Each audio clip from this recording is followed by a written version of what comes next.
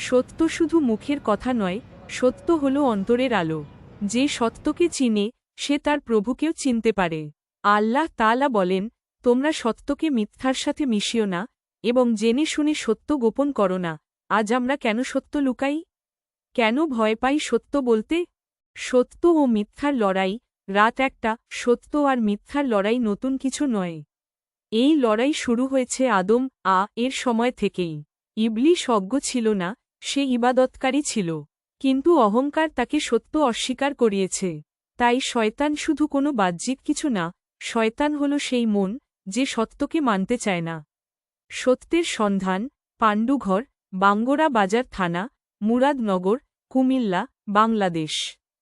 আসুন সত্যকে ভালোবাসি, সত্য গোটা পৃথিবীতে ছড়িয়ে দিই, এটি আমাদের ঈমানী দায়িত্ব এবং কর্তব্য।